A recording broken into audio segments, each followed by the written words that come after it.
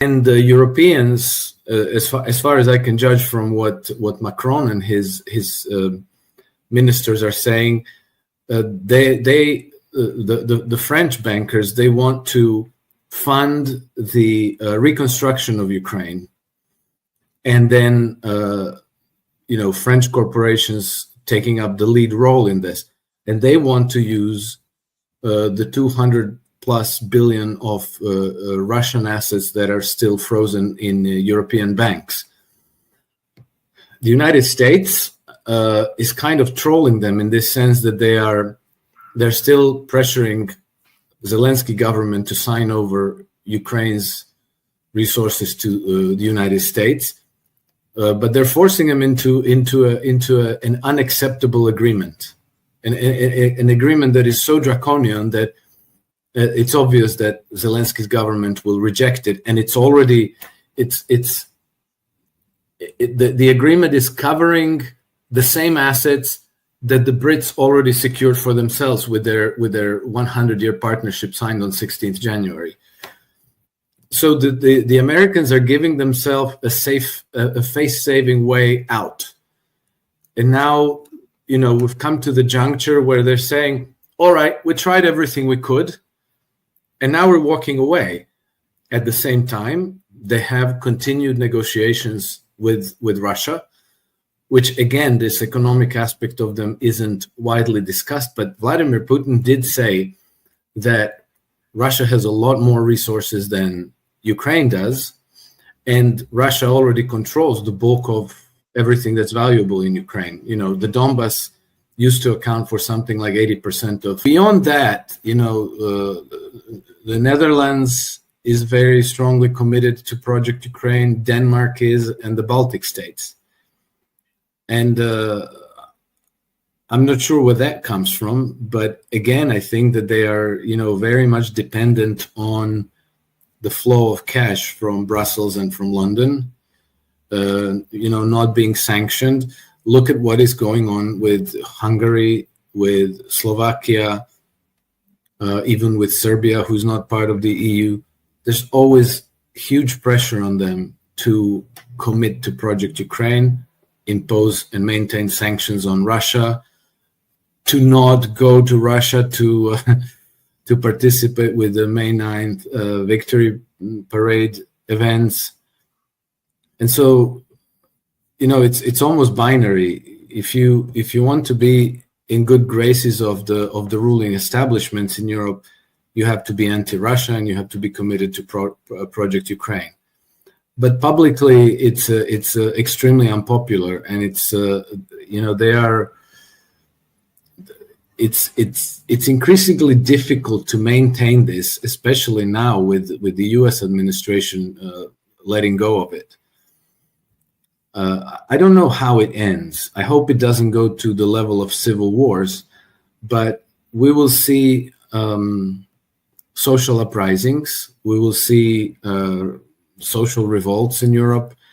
And I don't know how that will reflect on the political process. We see that there's more and more and more repression by the ruling establishment against the people, mostly in Germany and the UK. In France, not so much, because the French people are very, very, they don't have a very high tolerance for nonsense, and they are very prone to protesting and causing disruptions. But definitely, Europe will have to find its identity. Europe will have to find its way forward, because the situation as it is now is very, very unsustainable. Part of his shtick is projecting the image of close alliance with the U.S. administration, to prop up his own power and his own standing in the Israeli society. He's not criticizing Trump because he wants to project that, hey, Trump and I were like this, so he's behind me all the way. So you all there, make peace with that. And then from Trump's side, if the day Benjamin Netanyahu falls, there's no telling what's going to happen next, but there is a certain likelihood that Israel falls into anarchy, into chaos and civil war. So I think that as far as the U.S. administration is concerned, it's the devil rather than chaos that you cannot predict how it plays out, and then it could scuttle a lot of plans and create a lot of problems that you're not ready to deal with. I don't know. It's the situation is so severely complicated that it's hard to judge. I'm very encouraged now with the new military cooperation between China and Egypt, which creates a real counterweight to Israel. And I think that little by little we're moving towards a permanent peace in the region, which is very, very hard to imagine because it has been a festering sore for so many decades. But the source of all this is always the same imperial center, which has exactly set it up for that purpose when they created Israel, when they drew those Sykes-Picot borders as they did. And so this is now in its dying days. And obviously, it's going to be ugly until the situation settles. But it's coming to a new day. It's coming to a new dawn. Yeah, these are very important changes, but I don't think that that's going to work, because I think that even people in Lebanon realize that if you remove Hezbollah from the government, then Lebanon becomes the next target for Israel. They're basically pressuring Lebanon to disarm themselves, to make themselves sitting duck for Israeli aggression, and then everything they're doing in Gaza, everything they're doing in West Bank, they're going to be creeping up higher and higher north. And they're explicit about it. This is part of the Eretz Israel. This is what they want. So I think that, maybe 20, 30 years ago, when the United States was the undisputed hegemon in the region, everybody would have to bow down and do as they demand, maybe. But today, it's really no longer the case. And I think that with respect to HTS, I think these people are dangerous for everyone, including Russia, because this is exactly who the groups that have perpetrated terror attacks in Russia, who have tried to destabilize Russia in Dagestan and Chechnya, who can still draw recruits from those regions and from Afghanistan and from Syria and from China. And so I think that everybody in the region sees that if this faction, as long as this faction remains alive and powerful and funded, they are a risk to everybody. This is definitely a defense against the empire's dark arts. So they might end up hung and quartered by their people. So now it means we have to make nice with our own people. We cannot take them for granted anymore. And it also means that we might have to find alternative protectors, and alternative guarantors of security. So, this vacuum was filled by Russia and China. I think that Russia initiated the peace talks between Iran and Saudi Arabia, and I think that China saw them through to their completion. And now I thought for a very long time, much before all these events happened, what is the reason for Saudi Arabia and Iran to be enemies? And I think that the only reason is because that's the way it was set up by the British Empire. And those hostilities will be maintained. They're going to kill the host. And they would need a new hegemon in the world to enforce their system of free trade, system of colonial plunder, and, name it what you like. And they designated China as that new colonial hegemon. And so this is why they built up China into this economic powerhouse, except it didn't work out that way. But along the way, they did make everything possible to build up China at the expense of the United States, among others. And so this is exactly right, where when Marco Rubio says the Chinese have done what we would have done if we were put in that role. Exactly. The Chinese have simply gone along with that because it helped them to build up China into the economic powerhouse that it is today. But they wouldn't have been able to do that if the Western powers didn't help them along, the Western financiers, who counted on China being their new enforcer. Except, as it turns out, the Chinese they drew them in, and let's say that they need to keep the beachhead, keep the place that they can use again in the future to destabilize Russia in whatever way that they can. Well, Zelensky does have a substantial role. The only problem is that Zelensky doesn't have sovereignty in Ukraine. He's a puppet, and he's a puppet of external forces. And I think that the most essential aspect of this war obviously is economic. It's not, I don't know if there's anybody left that still believes that this has anything to do with freedom and democracy. This is clearly about resources, Ukraine's resources, but more so Russia's resources, and using the hegemony over Central and Eastern Europe to defend the hegemony over the Eurasian landmass. That has been the game of the empire for the last 2 centuries. And the United States has been a major part of this. And there are many vested interests in the United States that are still committed to this, that would still want to see Zelensky's regime succeed, retain power, defeat Russia, and they don't defeat Russia and Ukraine, force them to withdraw. Because let's say French and British troops land in Odessa. I guarantee you there will be many people in Odessa who will provide the exact location of where these troops are to the Russians, who will visit with Mr. Kinjal or something like that.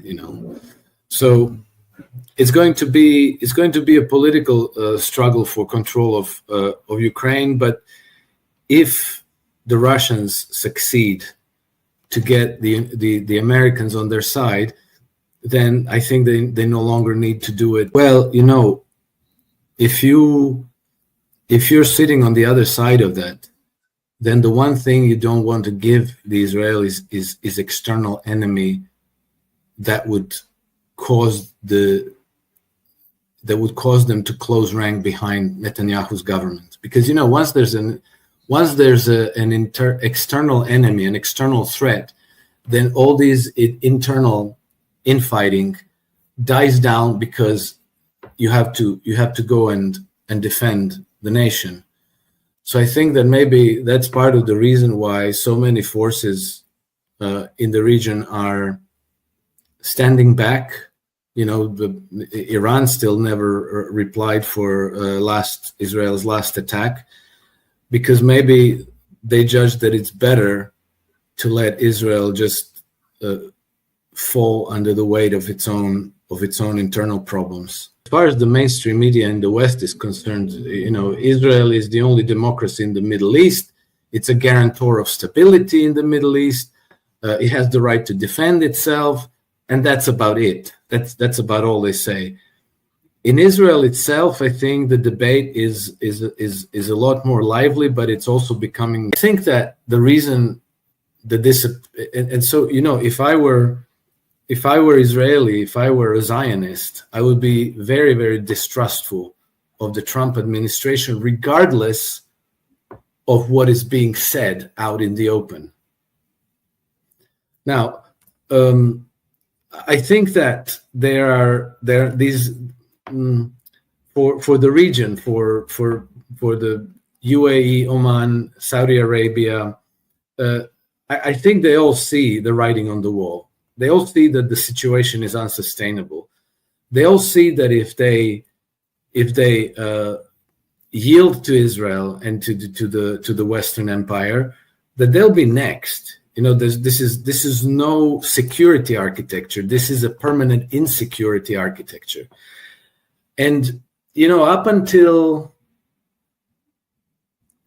10 years ago, I don't know. On my clock, it's 2015 when Russia intervened on the side of Syria in the Middle East, that things begin to change, and the powers in the region realize that there is an alternative. We're going to impose sanction. We're going to freeze your assets, and then that's it. And so they realize that they need something else, that they need to protect themselves by making nice with Iran, with China, with Russia, and so start to distance themselves away from the Western Empire. But the same is going on in the United States. And I think that the tide is really turning.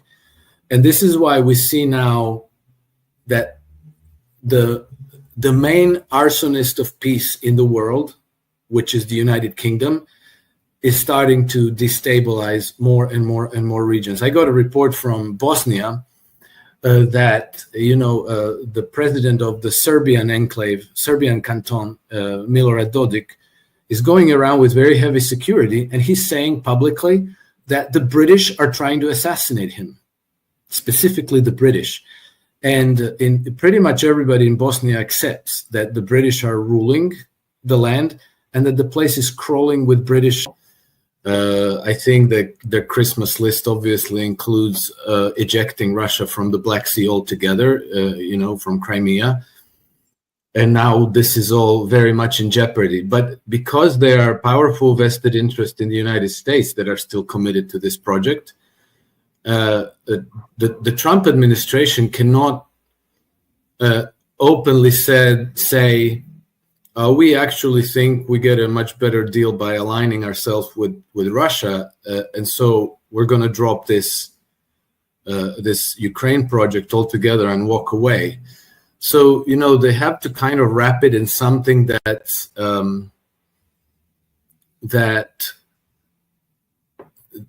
is acceptable to the U.S. public. It has to be.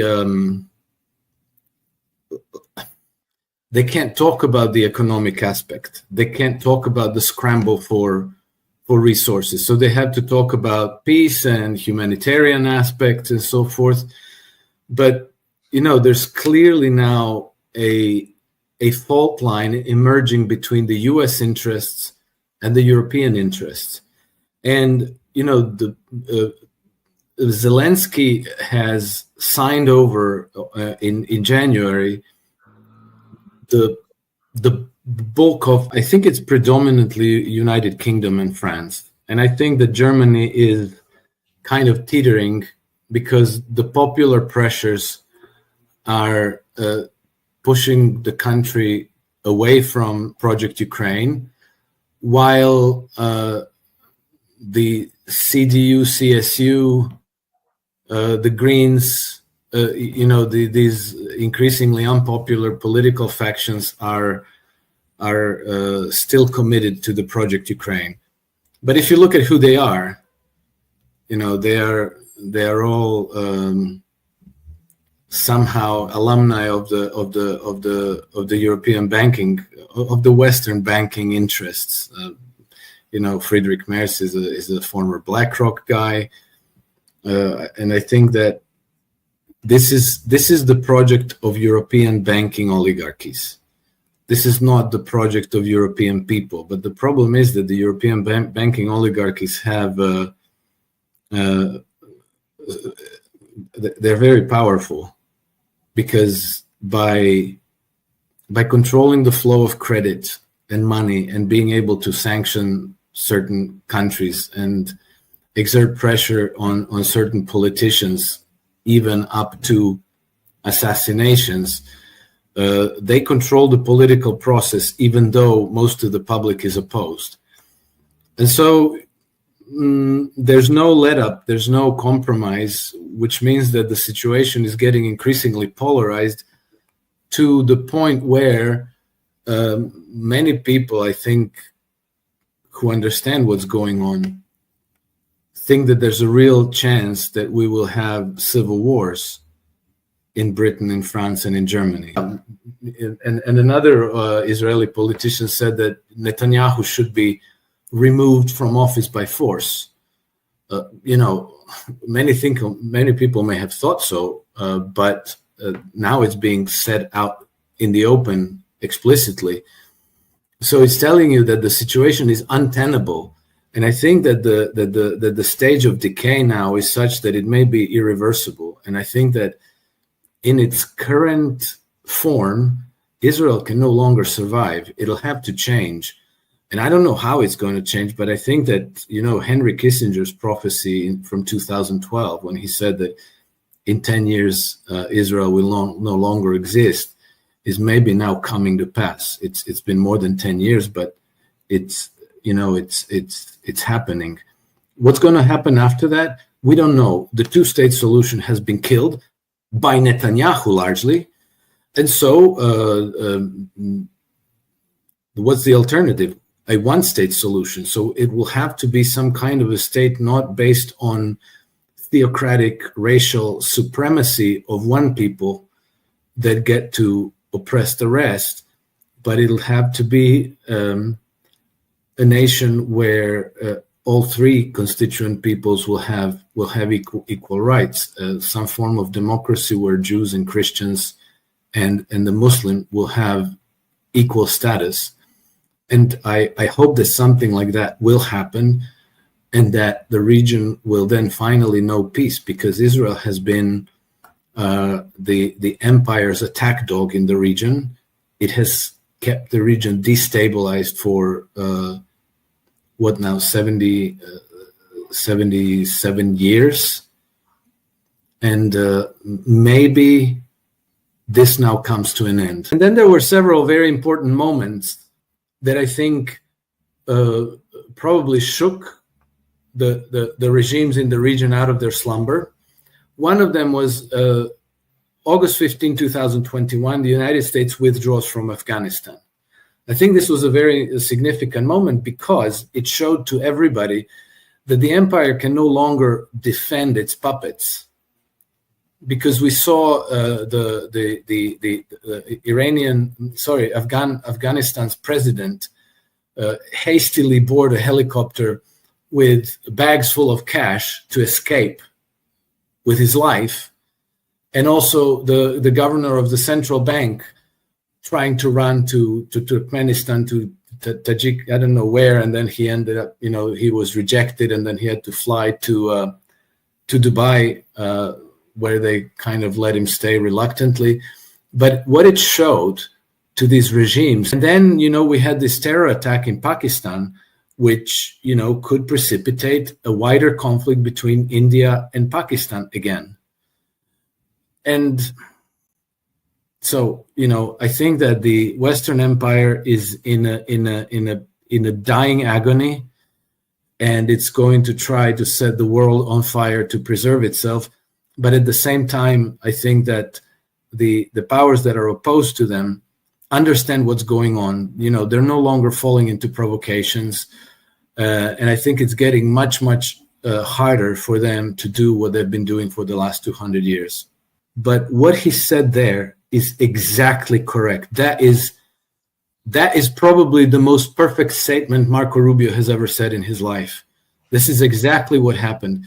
I think that the history of the rise of China goes back to 1971, when Richard Nixon severed the convertibility of the dollar to gold.